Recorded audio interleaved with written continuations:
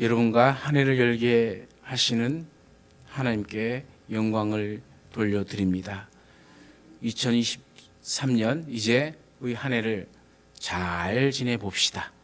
여러분 인사를 같이 나눌까요? 잘 지내봅시다. 우리 서로 화목하게 주 안에서 주님의 뜻을 이루며 잘 사는 우리 형국교회 공동체들이 되어지기를 간절히 축원합니다. 그리고 아메리카 인디언 사이에는 오랜 동안 전승해 오는 아름다운 이야기가 하나 있습니다. 존경받는 한 추장이 있었는데 그가 세상을 떠날 점에 대해서 아들에게 이 추장직을 물려줘야 되는데 아들은 셋이 있는데 이 어떤 아들에게 물려줄까 고민이 생기는 거예요.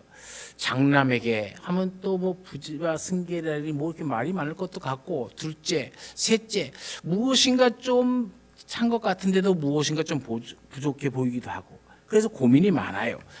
그래서 어느 날 날짜를 정해서 이 아들들을 테스트해 봐야겠다, 내가 그들의 마음을 한번 알아봐야겠다 생각하고 세 아들과 더불어 사냥을 나가게 됩니다. 추장은 연세가 높아서 많이 힘들었지만 그래도 자녀들을 바르게 테스트하기 위해서 깊은 산중으로 들어갔습니다. 어느 한 지점에 딱 이르렀을 때에 나무 하나가 아주 큰 나무가 서 있습니다. 그 위에 높은 가지 위에 독수리가 한 마리가 거기에 딱 있는 거예요. 이를 보고 큰아들에게 무엇이 보이느냐 묻습니다. 그러자 큰아들은 아름다운 하늘과 높은 산과 그리고 또한 이 큰 나무와 그리고 독수리 한 마리가 보입니다. 둘째 아들을 바라보면서 너는 무엇이 보이느냐?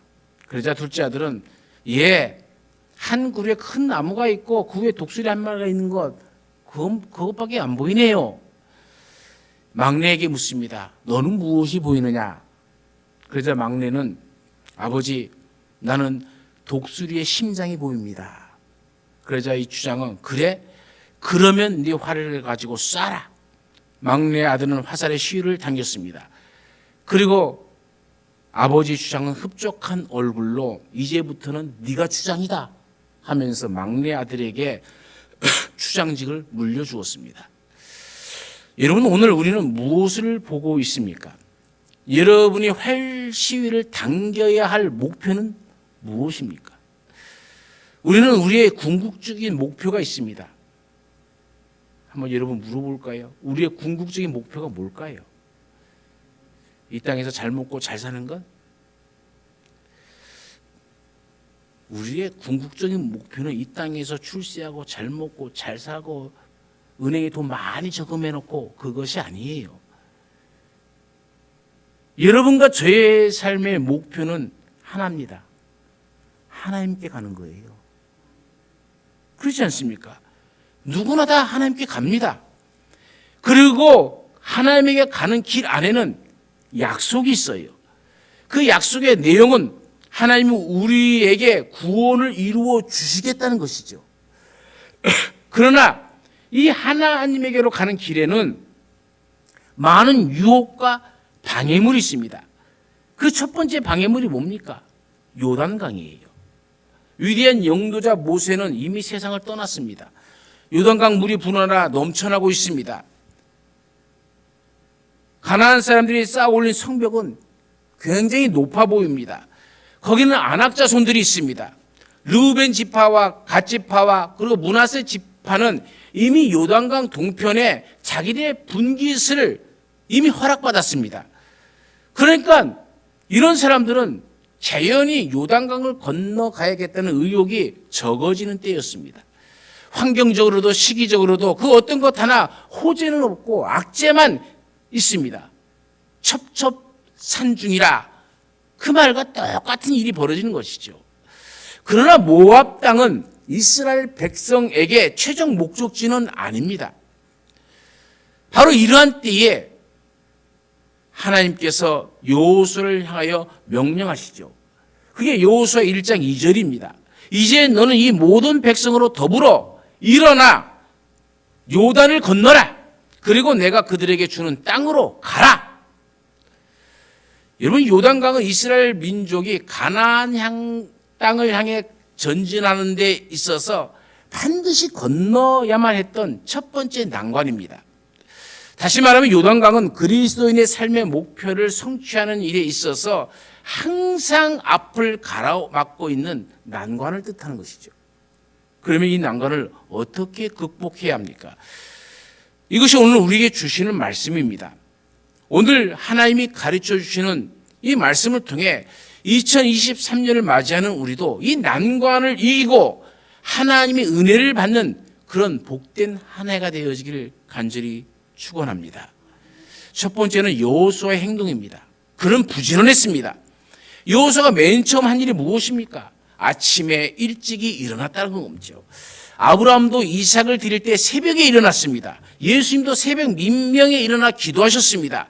일찍 일어난다는 것은 기대와 소망과 믿음과 사명과 열정의 표현입니다. 우리의 삶에도 이런 열의와 성의가 있어야 합니다. 여러분, 열의가 무엇입니까? 열렬한 마음과 뜨거운 정신 아닙니까?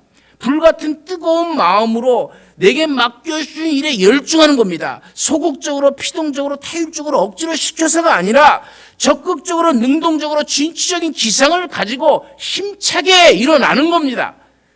그것이 인생의 열을 가지고 씩씩하게 살아나는 강자의 생활 태도입니다. 인생에서 정열처럼 소중한 것은 없습니다.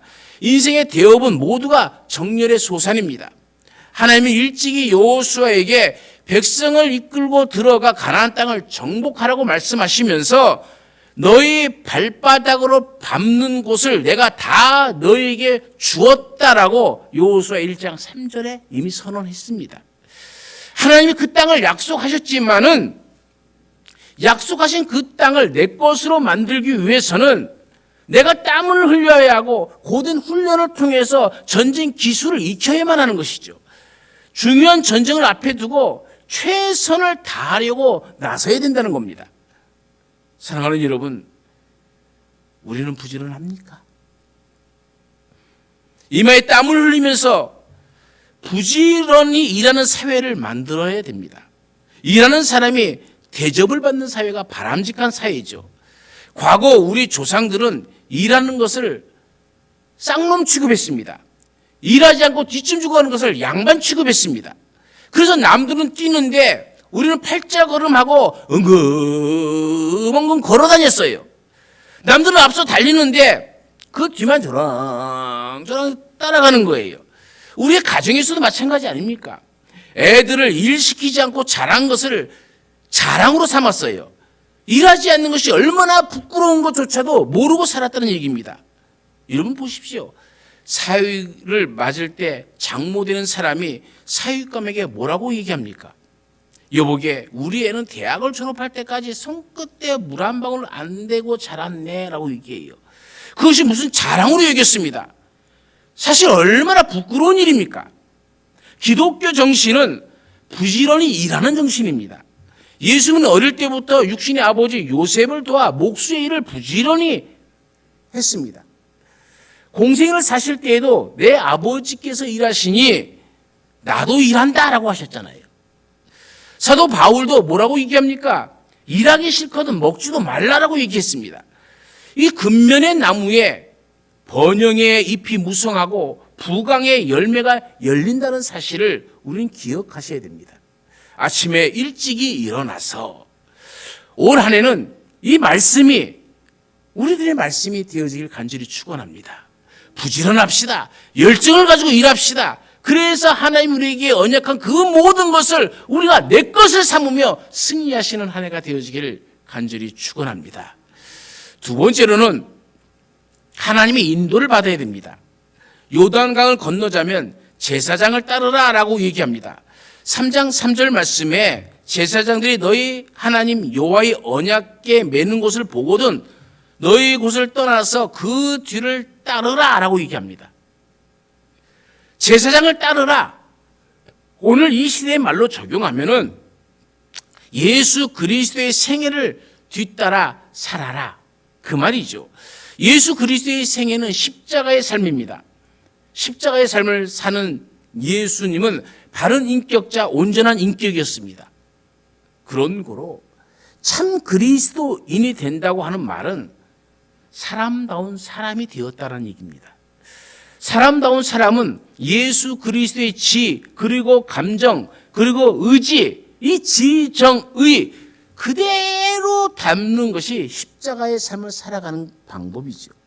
예수 그리스도의 이 지성, 지식은 호세아 6장 6절에서 기록한 것처럼 우리가 여호와를 알자, 힘써 여호와를 알자라는 이 말씀처럼 하나님의 뜻과 하나님의 사랑을 아는 온전한 지식을 말하는 겁니다.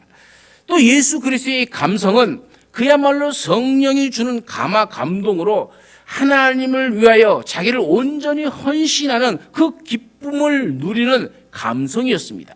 예수님의 의지는 바로 하나님의 말씀인 그 사랑을 성취하는, 그래서 바로 그 사랑을 그대로 실천하는 것을 말합니다. 원수를 사랑하라는 말이 말로만 끝나는 것이 아니라 내 삶의 현장에서 십자가 앞에서 그 십자가의 피 흘림을 통해서 아버지여 저들의 죄를 용서하여 주옵소서라고 말씀하심으로 온전히 그 사랑을 우리 가운데 보여주신 의지입니다. 사실 예수님의 자신의 의지는 없습니다. 바로 하나님의 의지가 예수님의 의지였습니다. 그리고 예수님은 감람산에서 기도하시기를 내 뜻대로 마옵시고 아버지의 뜻대로 하옵소서 이렇게 기도했습니다. 진정한 인간에게 의지가 있다면 하나님의 뜻이 이루어지도록 나의 의지를 굴복시키는 겁니다. 그것이 바로 예수 그리스도의 의지였습니다. 신앙인이란 예수 그리스도를 따라가는 사람들이죠. 지적으로, 감성적으로, 인격적으로 변화되어서 변화된 삶을 살아가는 사람, 그 사람이 바로 신앙인인 것입니다. 그리고 언약궤가 나옵니다. 이스라엘 백성들에게 있어서 언약궤는 언제나 하나님의 임재를 표시했죠. 언약궤가 앞장서 갈 때에 그들은 하나님이 그들 앞에서 인도한다고 생각했습니다. 그래서 이 언약궤는 성소에서도 가장 거룩한 지성소에 모셔놨습니다. 이처럼 언약궤는 하나님이 계시는 것을 상징하기 때문이죠. 너희는 언약궤의 뒤를 쫓으라 라고 말합니다. 이 말씀은 하나님이 앞장서 가신다는 거예요. 그리고 우리는 뒤만 따라가면 된다는 얘기입니다. 이스라엘 백성들은 한 번도 가보지 않는 길을 따라가야만 했습니다. 요단강을 건너가야 했습니다. 이 강을 건너는 후에 무슨 일이 일어날지는 모릅니다. 그 모르는 상황 속에서 불안에 떨고 있을 때에 하나님께서는 염려하지 말아라. 내가 직접 인도하겠다. 그 말씀이 언약궤를 따르라. 그 말씀이죠. 사랑하는 여러분, 어쩌면 우리는 이스라엘 민족이 광야길을 갔던 것처럼 매일매일 낯설고 불안한 인생길을 걸어가고 있습니다. 그러나 두려워할 필요가 없죠. 하나님께서 우리 앞서 가시기 때문입니다. 우리는 하나님의 인도를 따르기만 하면 되는 것이죠.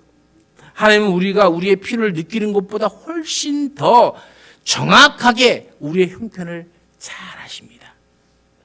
우리가 하나님의 존재를 의심할 때 하나님께서는 하나님을 믿을 만한 분명한 이유를 우리에게 보여주십니다.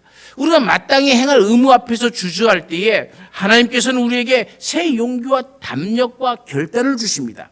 우리가 실패하여 낙심할 때에 하나님은 우리에게 새 희망을 주십니다. 우리가 슬픔과 탄식의 길을 걸을 때에 살아계신 하나님께서는 위로와 평강을 약속해 주십니다. 하나님은 우리 앞에서 떠나지 아니하십니다. 볼지어다 내가 세상 끝날까지 항상 너희와 함께 있으리라. 우리 주님이 분명히 약속했습니다. 하나님은 우리를 결코 떠나지 아니하십니다. 이제 2023년에는 여러분 앞서서 일하시는 하나님을 만나시기를, 그래서 2023년이 여러분의 인생 중에서 가장 복된 한 해가 되어지기를 간절히 축원합니다. 세 번째는 성결해야 됩니다. 오늘 주신 말씀 5절을 보십시오. 여호수아는 또 백성에게 이르되 너희는 자신을 성결하게 하라 명령합니다.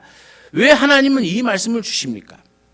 그것은 문제를 어떻게 해결하나 그 전략과 방법에 관심을 두지 말라는 얘기입니다.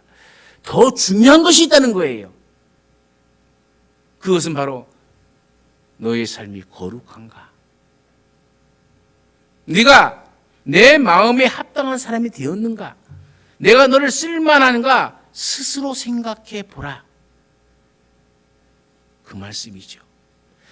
부커 워싱턴은 어린 시절 노예였습니다. 그가 주인의 집에서 맡은 일은 5박살이 청소였어요. 열심히 청소했음에도 주인에게 3번이나 퇴짜를 맞았습니다. 그래서 그는 자기가 청소를 아주 깨끗이 했다는 자신감이 생길 때까지 청소를 했습니다. 그리고 자기가 만족한 만큼 청소를 해놓고 이 정도면 됐지 하면서 주인에게 갔습니다.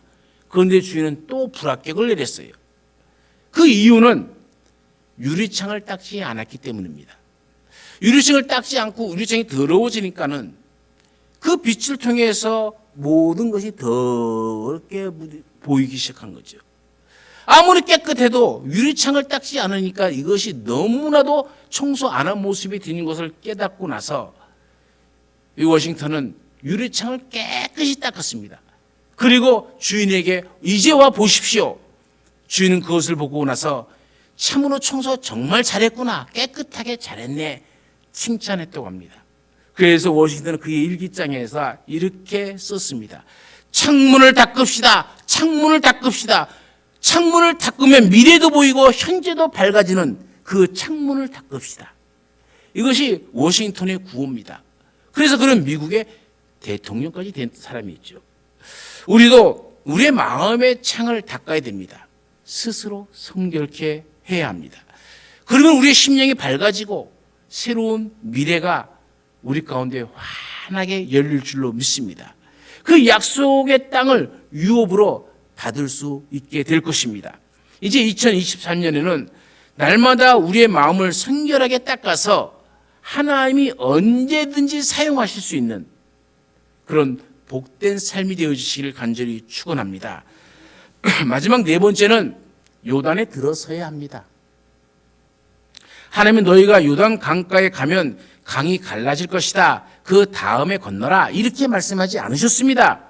물이 계속 불어나고 있는데 그럼에도 불구하고 그 물속으로 들어가라. 그러면 길이 생길 것이다 라고 말씀하셔요. 언약궤를 맨 제사장들이 여호수아의 명대로 요단에 이르러 그 발이 물에 잠기자 그 강은 갈라졌습니다. 우리는 간혹 문제가 해결되면 믿겠다라고 얘기하는 사람들이 많아요. 하나님과 자꾸 거래를 하려고 하는 사람들이 많아요. 교회 봉사하십시오. 예, 봉사해야죠. 취직되면 봉사하겠습니다. 성가대지 마세요. 내가 했는데 합격되면 성가대 할게요. 돈이 쌓이면 뭐 하겠습니다. 하나님이 이거 해주시면 그 다음에 내가 이거 하겠습니다. 그런 이들에게 그것이 아니라 믿으면 해결된다는 것을 보여주시는 겁니다. 아직도 물이 창이라지만 계속 요단강의 물은 범람하지만 그래서 희망도 보이지 않지만 말씀에 따라 순종하고 언약궤를 제사장이 메고 요단강에 들었으면 요단강은 갈라질 것이다. 무엇이 필요한 겁니까? 이성적인 생각이 필요한 것이 아닙니다. 자로 재보면서 측량하는 것이 필요한 것이 아닙니다. 정말 필요한 것은 요단에 들어서는 믿음이죠. 주님의 약속을 믿고 그 말씀을 믿고 물에 발을 들여놓는 행위 그 자체가 믿음이죠. 이와 같은 믿음의 걸음으로 이 환난과 어려움에 도전하면 하나님이 열어주시는 승리의 길이 우리 가운데 열릴 줄로 믿습니다. 사랑하는 여러분, 우리를 둘러싼 환경은 어둡고 절망스럽습니다. 계속 금리는 올라갑니다. 내년에는 이제 올해죠. 올해는 금리가 더 오를 것이라 얘기합니다. 물가는 하늘 높은지 모르고 치솟습니다. 전기세, 도시가스비 모든 것이 다 오릅니다. 염려되는 일이 한두 가지가 아닙니다. 이 인생의 온갖 난관을 의미하는 요단강 앞에서 물의 창일함을 보지 않고 하나님의 말씀을 바라본 여호수아와 이스라엘 백성들을 생각하십시오. 그리고 오늘 우리도 주님께서 언약한 그 말씀을 붙드시길 바랍니다. 적과 꿀이 흐른 땅을 준비하고 계시는 우리 하나님, 그분을 바라보시기 바랍니다. 그리고 반드시 우리가 그 땅을 정복하여 행복한 삶을 누릴 것이라는 그 소망 가운데 이제 우리가 결단하고 실천해야 됩니다. 2023년 우리는 열정을 가지고 부지런해야 됩니다. 하나님이 인도를 따라가야 됩니다. 우리 스스로 성결케 해야 됩니다. 말씀 믿고 요단강에 들어서는 믿음을 가지시기를 간절히 축원합니다. 그리고 이 믿음으로 우리가 살아갈 때에 우리 앞을 막고 있는 요단 강물이 쫙 갈라지고 우리는 기쁨으로 찬송을 하면서 요단을 건너고 적과 꿀이 흐르는 그 약속의 땅에 모든 적들을 물리치고 승리의 찬양을 부르는 우리의 삶이 될 줄로 믿습니다. 2023년 한 해는 이런 복된 한 해가 되어지기를 간절히 축원합니다. 우리 가운데 함께 하신 하나님,